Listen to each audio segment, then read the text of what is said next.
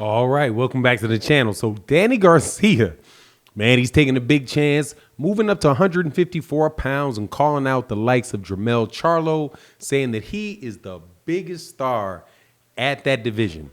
Let's talk about that in this video.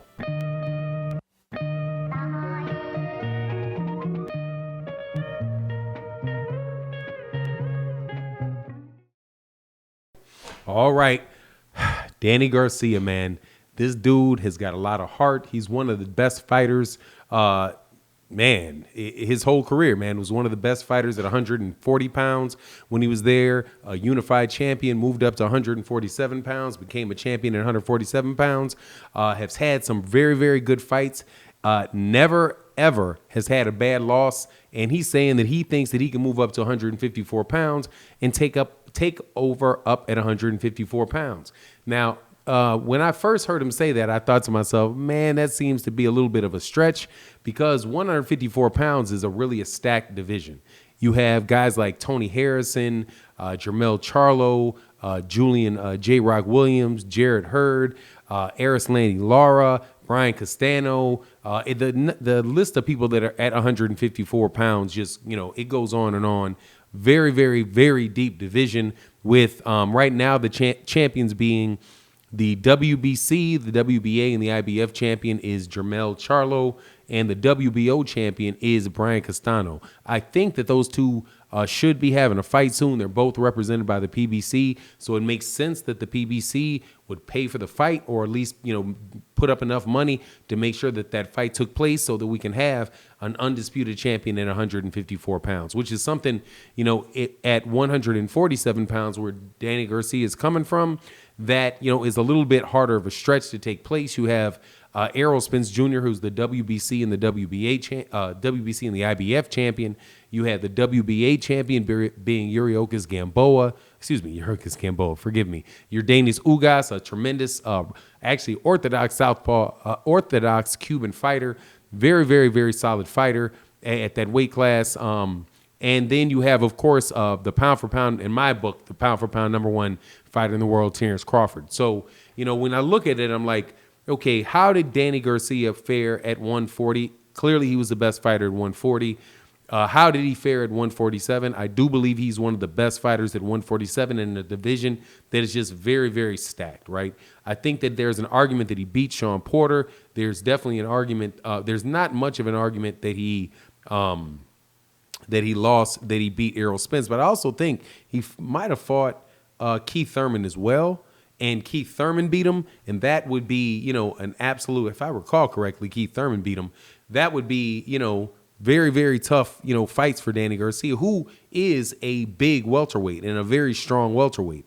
If he moves up to 154 pounds, he might actually have, start to be able to be more comfortable at that weight. Now, when he talked about moving up, he talked about the fact that, he's really squeezing down to 147. He hasn't made 140 in a very long time, but started at 140. I don't think he's quite a 160 pounder. But but 154, that might be a sweet spot. And, this is a time in which if he gets a belt, people are going to be coming up through 147, back through 154, right? And if he's able to get his hands on a belt, then, he really is in a driver's seat with the guys that are at 147 now looking to move up to 154.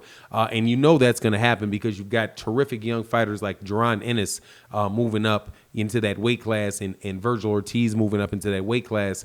Even though I think Errol Spence Jr. is going to wind up, cleaning out that division, a lot of these guys are going to wind up moving up there. But that then begs the question, hey, what do you think he's going to do? What do you think he's going to do at 154 pounds? Clearly, the best guy at 154 pounds is Jermell Charlo. And I don't think that there should be much of a debate about that. But I do believe that Danny Garcia is right when he says that he's the biggest name in that division. And since he's the biggest name in that division, that the champion in that division or the champions currently in that division are going to be looking to fight him because that's pretty much the biggest payday that you can get at 154 as soon as he moves up. And I think that that's safe to say.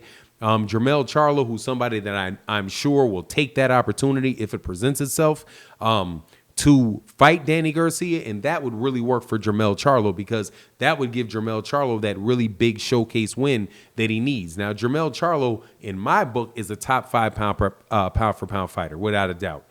Having beat the likes of fighters that he's fought over the last several years, if you've not looked at his body of work, make sure you go check out the highlight reel that we did on the channel, and it'll show you, in pretty good detail what a terrific fighter Jermell Charlo is.